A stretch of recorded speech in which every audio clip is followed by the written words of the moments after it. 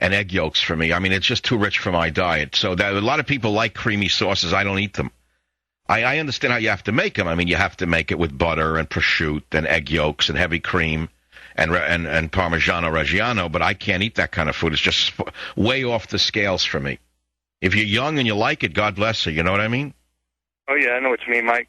But thank you. I didn't say don't eat it if you're young. When you're young, you can eat anything. That's what youth is for. So I don't eat that type of food. Now, if you're talking about other kinds of foods, like shrimp marinara, I love shrimp marinara. That's like one of my favorite dishes. I like meatballs. But I don't want to get into recipes now. I mean, we could do that. Still hard to find a good meatball. Don't call with meatball, please. I happen to have wonderful Italian parsley in my backyard. Unbelievable. Good Italian parsley when you grow it yourself. Nothing's like when you grow it yourself. But you know, now my whole life's changing again. I told you I went off all dairy about 3 months ago, which probably explains in part why some of the numbers changed. My triglycerides did come down slightly, even though they're elevated. And I've been taking a lot of fish oil, so that probably helped triglycerides. But now I have another challenge. I have to go off all of the Solanaceae. I've known about this for 30 years, but I wouldn't admit that I knew it. But I do have to get off tomatoes, which I love and I grow. Everything I love now I have to tomatoes, no. Eggplant, no. I'm not talking about eggplant now. No tomatoes, no eggplant, no potatoes, and no red bell pepper. And I eat them all the time. Why? Because they're Solanaceae. They're members of the nightshade family. All of them are related to slightly arthritic reactions in sensitive individuals. It just shows you. I had a great friend in the medical business, Dr. Robert Cathcart, who passed away this year. This year, I think. I loved him very much. He was a very brilliant man, one of the finest men I ever met in my life. But he said something to me. He worked very closely with Linus Pauling. He actually was a clinician who treated over 50,000 people with mega doses of vitamin C. He knew more about it than anybody on earth. But Bob told me that we are addicted specifically to that we are attracted. We're addicted to that which is bad for us. Let's put it to you that way, meaning in foods. Everything that is bad for us, we're addicted to in foods. And you know, it turns out to be true. Like whatever you crave is no good for you. Everything you like is either illegal, immoral, or fattening. It's true. Savage. Talk 910 KNEW. Here's Michael Savage. All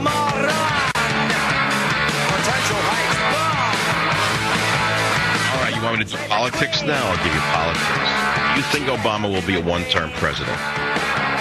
Do you think that he can come back from the $1 trillion so-called economic recovery plan and the almost 10,000 pork barrel chests that he distributed to all of the grifters around America?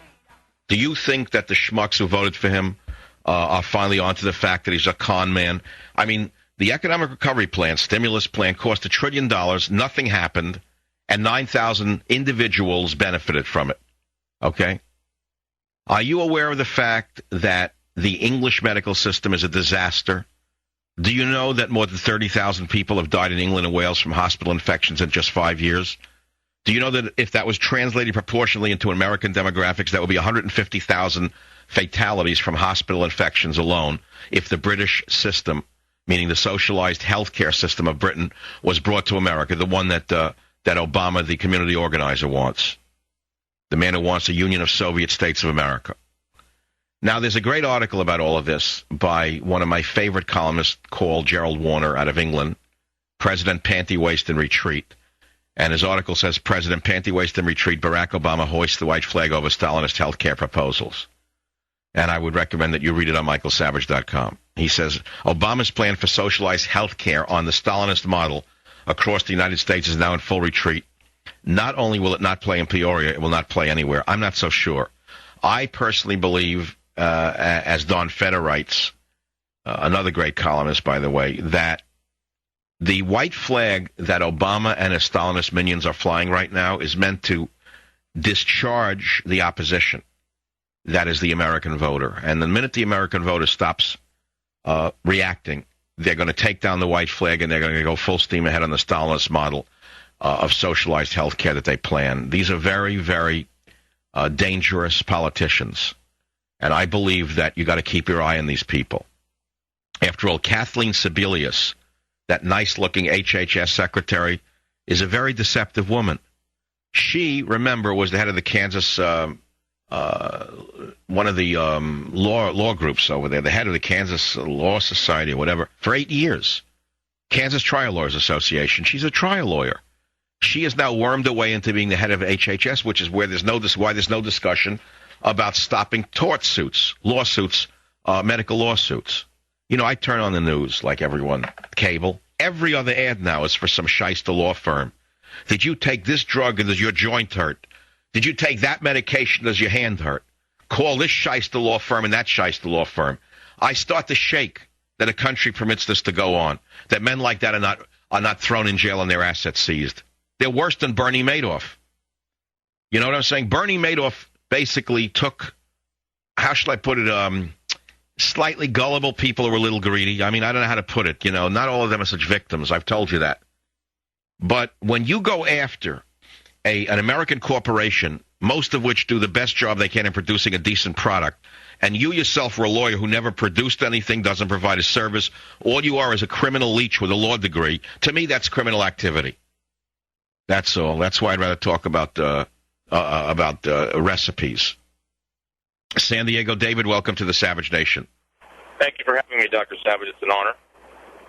I wanted to talk to you about tomatoes. I've been a martial artist for many years, and one of my instructors from Japan informed me many years ago that tomatoes had a natural anti-inflammatory compound in them. Now I'm confused, and I respect your opinion. I wanted to clarify that. It's an interesting paradox, and I don't have the direct answer. I know that there's literature that may not be that scientific on the Solanaceae or the tomato, the eggplant, the potato, and the red pepper that shows that it provokes inflammatory reaction. I also know that when the tomato was first introduced to Europe in I think the 1500s or the 1600s, it was considered a toxic fruit. I don't know if you know that. Originally, it was considered toxic, the tomato. The Italians wouldn't touch it. Originally, it's a strange thing. It's a staple of Italian food, obviously, with red sauces. But originally, the tomato was seen as a poisonous fruit, and they wouldn't touch it. Dr. Savage, could I also interject that I was an executive chef for many years, and I would like to give you one of my salad dressing recipes. I've been listening to your show, and I kind of know your taste a little bit. And if you could take me off the air, I'd be honored to give it to you. What you saying? Which recipe? It's a salad dressing recipe. It's based with olive oil, garlic, lemon juice, mustard. It's similar to Caesar. But no, I would love it. I would love it. You want to email it to me? The guys will give you their email address, David. David, thank you for calling. Stay on the line, David, and we'll get that recipe for salad dressing. That's all. What could be better? Eating well is the best revenge. Drinking well is the best revenge. So what would you like to talk about? Tomatoes, potatoes. Potatoes are cheaper. Tomatoes are cheaper. And now's the time to grab a gal. You want me to sing? I mean, you want me to bore you with Uncle singing? Oh, God. Oh, yes, that was during the Depression. They were trying to encourage people to get married and have children instead of going to a nightclub and having sex with 8 men and coming home like a disheveled prostitute in the morning. You know, everything's upside down. How often do you see a woman with a baby carriage today, unless she's an illegal alien trying to create an anchor baby? You think about it. When I was a kid, all the young women proudly pushed their children around, and other women would stop, and they would look at each other's child and support it. Motherhood was looked up like on a pedestal. Today, I have the word for it, but it's not motherhood that's put up on a pedestal. And I know who did this. You can trace it back to about one to two people did it to America. They've destroyed the flower of American youth. First they went after the boys, now they've gone after the girls. The girls don't know what they're doing. The girls glorify partying. That's the sign of a woman's life now, to get drunk in a nightclub and wind up with your legs upside down with a dress over your face with a stranger. That's what a woman is supposed to role model on. The sluts that they put out on television, the degenerates who make the TV movies. Don't get me started. I know who runs the television industry. I know all about the mafia that runs the TV industry. I had a few run-ins with them a while ago. I know all about the agencies in Hollywood who control everything you hear on television, who control every image that goes into your child's head. Don't tell me who they are. They're all sick in the head, every last one of them. Why don't you rein them in? Because that would be censorship, would it? So you want to censor me, but you don't want to censor the degenerates of Sunset Boulevard? I should be censored for political speech because I believe in borders, language, and culture, but you don't want to censor the degenerates who put out this pollution and destroy your children, turn them into junkies and whores. That's what I would say to you if I knew you, but you don't know me and I don't know you, so I won't say it. In fact, I didn't even say it at all. The Hem may lose his TV show, speaking of TV. I think the Hem could be on the way back to raid. No more star screen and radio. What was it? The star of radio, television, and stage. I think the Hem is back to the mic soon. No more pancake. Something tells me the Hem hit a stone wall. He ran into a... Well, let's wish him the best. I mean, he deserves the best, the Hem. 1-800-449-825. Let's see. What do you want me to do? Read the secret emails disclosed? It's an important book. I'm not going to hammer it too much because you're going to buy it anyway.